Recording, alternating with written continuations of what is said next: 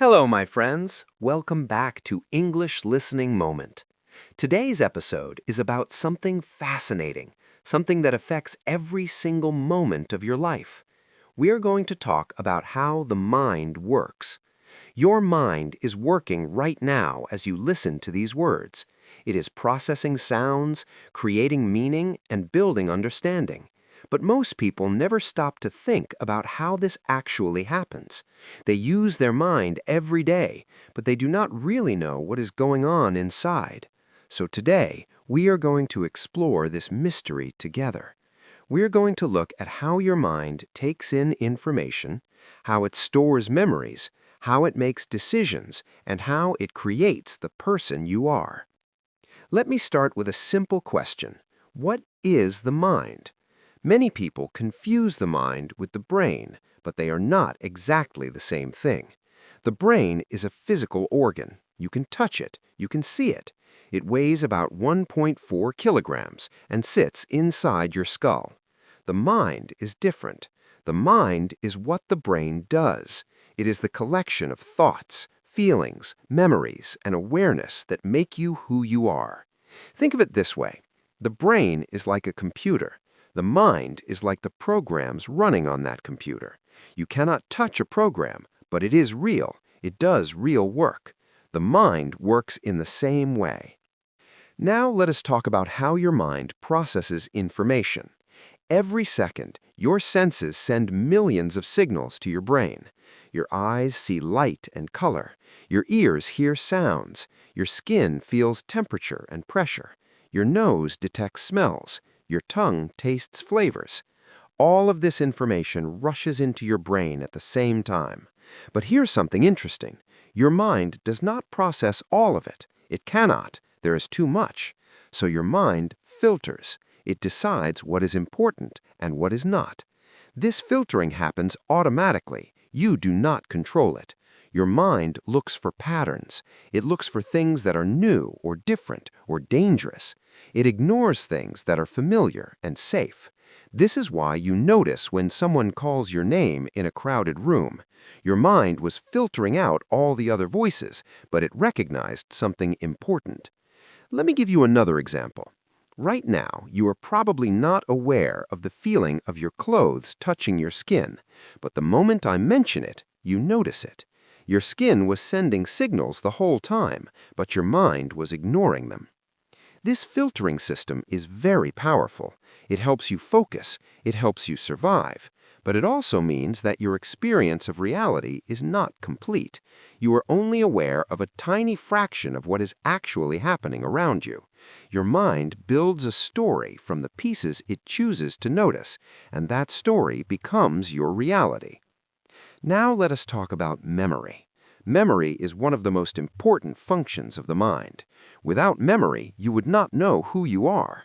You would not recognize your family. You would not remember how to speak or walk or eat.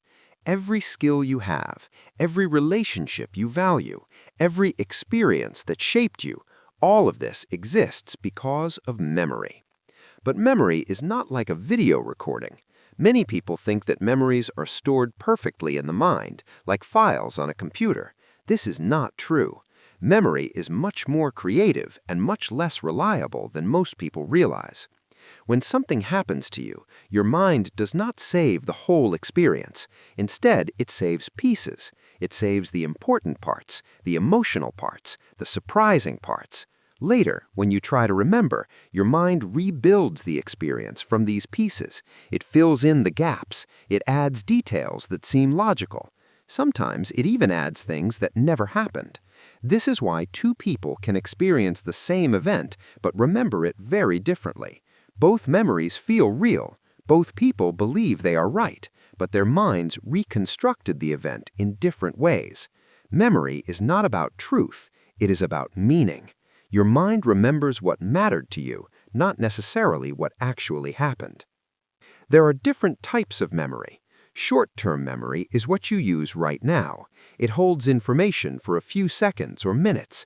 When someone tells you a phone number, you keep it in short-term memory until you write it down or dial it. Short-term memory is limited. Most people can only hold about 7 pieces of information at one time. Long-term memory is different. It can store information for years or even your whole life. But moving information from short-term memory to long-term memory takes effort. This is why repetition is so important for learning. When you repeat something, you tell your mind that it matters. You tell your mind to save it. Emotional experiences are remembered more easily. This is because emotions act like a highlighter in your mind. When something makes you feel strongly, your mind pays extra attention. It saves more details. This is why you can remember exactly where you were during an important moment in your life. The emotion made the memory stronger. Fear, joy, surprise, sadness, all of these feelings help your mind decide what to keep and what to forget. Now let us talk about how the mind makes decisions. Every day you make thousands of decisions. Some are small: what to eat, what to wear, which way to walk. Some are big: which job to take, who to trust, where to live. But how does your mind actually choose? Most people believe that decision-making is logical. They think the mind weighs the options, considers the facts, and picks the best choice. Sometimes this is true, but most of the time, decisions happen in a much faster and less logical way.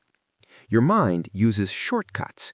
These shortcuts are called heuristics. They help you make decisions quickly without thinking too much. For example, if you see dark clouds, you bring an umbrella. You don't study weather patterns or check the forecast. Your mind uses a simple rule: dark clouds mean rain. This shortcut works most of the time, but shortcuts can also lead to mistakes. Your mind might judge something as dangerous just because it's unfamiliar. It might trust someone just because they smile. These quick judgments feel right, but they are not always accurate. Emotions play a huge role in decision-making. Even when you think you're being logical, your emotions are involved. In fact, people who have brain damage that affects their emotions often struggle to make even simple decisions. They can list all the logical reasons for each choice, but they can't choose. This tells us something important. Emotions are not the opposite of logic. They are part of how the mind works. Your feelings give value to your options. They tell you what matters. Without emotions, decisions become impossible. Another interesting thing about the mind is something called confirmation bias. This means that your mind looks for information that supports what you already believe. It ignores or dismisses information that challenges your beliefs. This happens automatically. You do not mean to do it. But your mind wants to be consistent. It wants your view of the world to make sense. So it filters information in a way that protects your existing beliefs. This is why people can look at the same facts and reach completely different conclusions. Their minds are filtering those facts through different beliefs. Let us talk about attention. Attention is like a spotlight in your mind. It lights up one thing and leaves everything else in darkness. You can only focus on one thing at a time. Many people think they can multitask. They think they can do many things at once. But research shows this is not true. What feels like multitasking is actually your mind switching attention very quickly from one task to another. Every time you switch, there is a cost. You lose time. You lose focus. You make more mistakes. The mind works best when it focuses on one thing fully. This is why distractions are so harmful. Every time your phone buzzes, every time you check a notification, your mind has to stop what it was doing and start again. This constant switching makes you tired. It makes your work slower and lower quality. Deep focus is becoming rare in the modern world, but it is still one of the most powerful tools your mind has.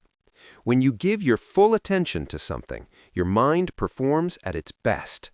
You learn faster. You create better. You understand more deeply.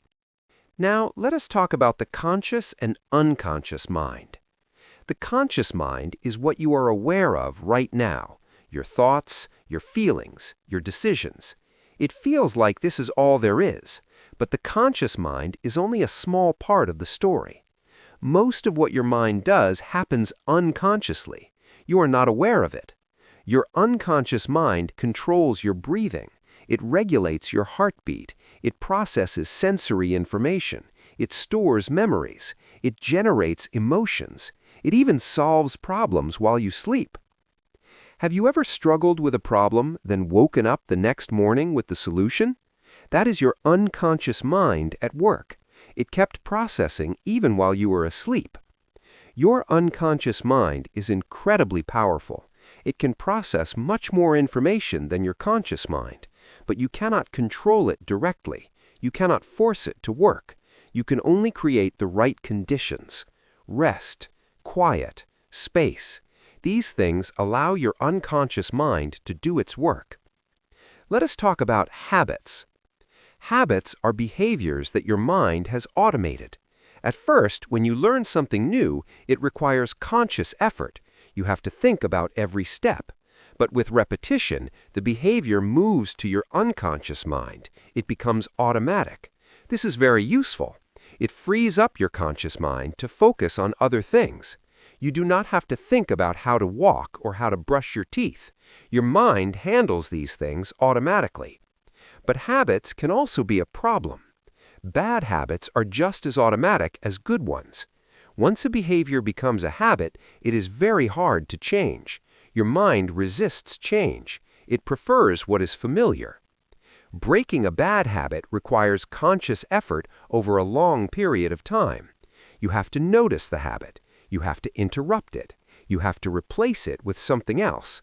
And you have to repeat this process until the new behavior becomes automatic. This is why change is so difficult. You are fighting against the automatic systems in your mind. The mind is also shaped by language. The words you speak and hear actually change how you think. Different languages divide the world in different ways. Some languages have many words for something that other languages describe with just one word. This affects how speakers of those languages perceive reality. But even within one language, the words you use matter. If you constantly tell yourself you are bad at something, your mind starts to believe it. If you describe a challenge as impossible, your mind stops looking for solutions. The stories you tell yourself shape your reality. This is not just positive thinking. It is how the mind works. Your mind listens to your words and adjusts accordingly. Let me talk about neuroplasticity. For a long time, scientists believed that the brain was fixed. They thought that after childhood, the brain stopped changing. We now know this is completely wrong. The brain changes throughout your entire life. Every experience you have creates new connections between brain cells. Every skill you learn strengthens certain pathways and weakens others. This is called neuroplasticity. It means your brain is plastic. It can be shaped. This is incredibly important.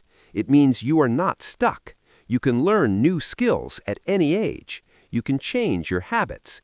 You can even change your personality to some degree. The mind is not fixed. It is flexible. But neuroplasticity works in both directions. If you practice something, you get better at it. Your brain builds stronger connections for that skill. But if you stop practicing, those connections weaken. This is why skills fade if you do not use them. Your brain is constantly reorganizing itself based on what you do. This is why your daily actions matter so much. You are literally shaping your brain with every choice you make. As we come to the end of this episode, I want you to think about your own mind.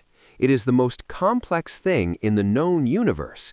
It processes information, stores memories, makes decisions, and creates your entire experience of being alive. Understanding how your mind works gives you power. It helps you learn better. It helps you make better decisions. It helps you understand yourself and other people. Your mind is not mysterious or random. It follows patterns. It has strengths and weaknesses. The more you understand these patterns, the more effectively you can use your mind. Thank you so much for listening to another episode of English Listening Moment. Keep exploring, keep learning, and keep paying attention to the amazing tool you carry with you every single day, your mind. Bye for now.